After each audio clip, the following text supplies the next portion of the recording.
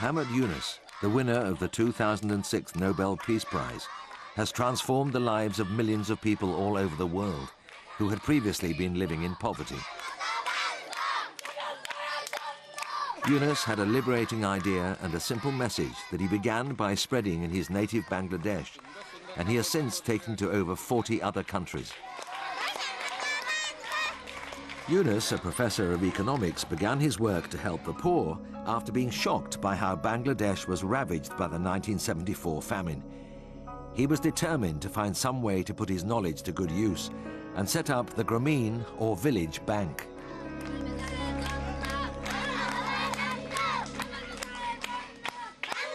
The idea of giving small loans to poor people came to Muhammad Yunus when he met a group of women who were indebted to local loan sharks.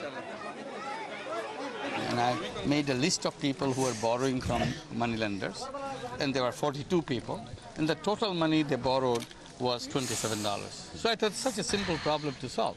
So I took this money from my pocket. I didn't have to discuss with anybody, such a small amount, and I gave it, and they was amazed how it can happen, and somebody can give this money without those conditionalities, and they are free from that. And seeing their excitement and happiness, I wanted to do more of it. I said, if the solution is so simple, why shouldn't they do more? That's what my goal was. Bangladesh is the most densely populated country in the world. The cities are noisy, overcrowded, and unhygienic.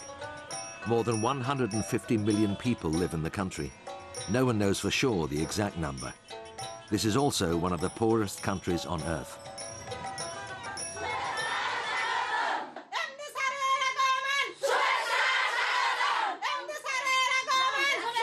The Grameen Bank began life as a research project in 1976 under the sponsorship of the Central Bank of Bangladesh.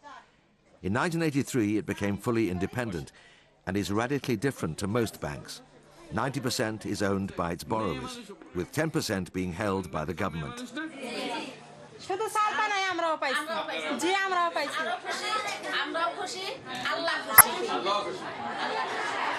Nobel Nobel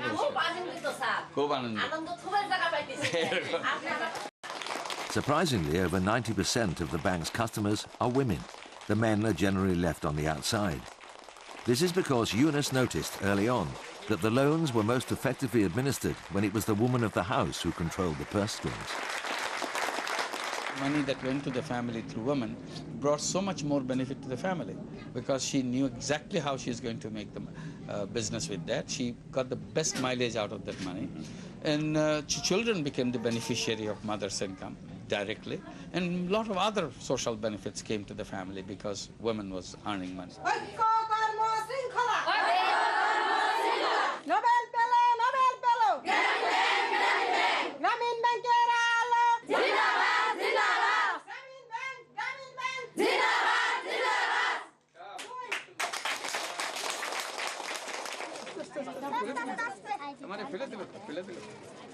Out in the rural areas, there are many examples of the bank's work, and one success story can lead to many others. You want me to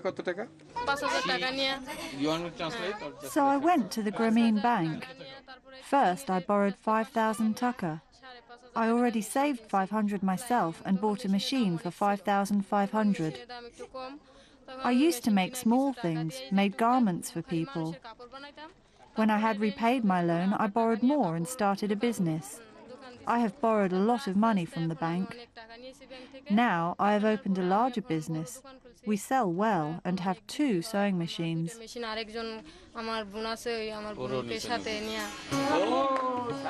The entire nation celebrated for 3 days when Yunus was announced as this year's Nobel Peace Prize winner.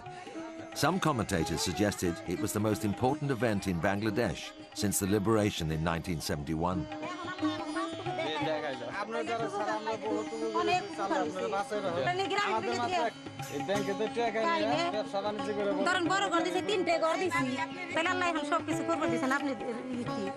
In Bangladesh, 7 million families now have a new life with dignity and a sustainable economic footing, thanks to the Grameen Bank. And its founder sees clearly the connection between the fight against poverty and a long-lasting peace in the future. Extreme poverty is not something consistent with the stable peace. So you need to get them over. After all, people need dignity, people need to take care of their basic needs, just like anybody anywhere. So you have to ensure that. Poverty is the denial of that. Basically, I would say poverty is denial of all human rights.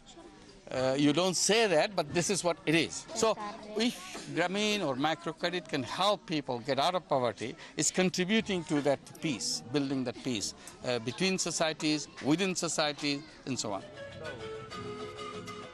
Yunus and the Grameen Bank have made a huge impact outside Bangladesh too.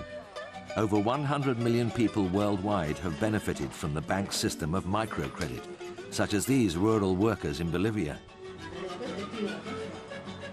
The rules everywhere are the same. Poor people are granted unsecured loans, but have to repay interest and installments at set due dates. It's incredibly effective. Only 2% of loans are defaulted, a figure unrivaled in the wider banking world. This woman, Adela, has been able to successfully grow her business, selling garments made from the very high-quality local alpaca wool. She now employs over 90 people, including family members and friends as well as other villagers, all thanks to microcredit. Making a living from the soil in Bolivia's usually barren uplands isn't easy, but it can be done. Ricardo has been able to create these covered oases amid the wasteland, but only because he could pay to erect extra greenhouses with an unsecured loan from his local bank. I only had one greenhouse. Then we got a loan to buy plastic for another greenhouse. And since we intended to make money, we decided to build these ourselves. Here, out in the country, we've a lot of space. Our problem was that before, we hadn't been able to make the best possible use of the land.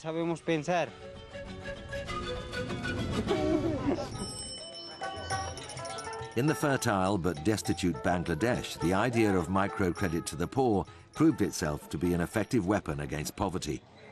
During the past 30 years, the idea has spread and has become a global movement, generally in the third world.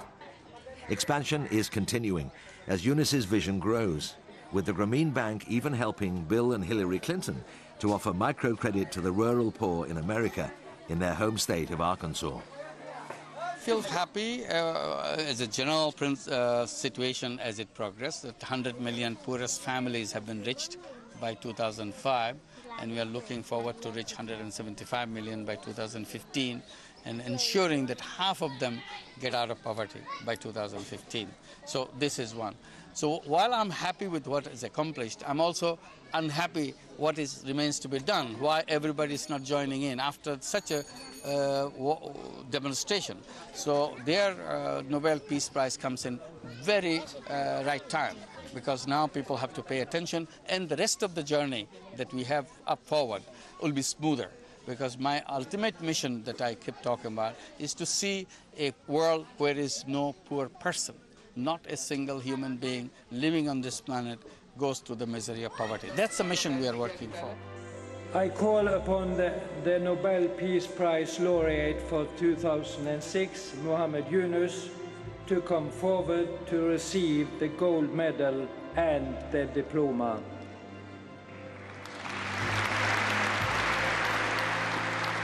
The economic and social development from below, which Muhammad Yunus has generated, has, as cited by the Nobel Committee, helped develop democracy and human rights. And his mission will not stop until poverty has been defeated.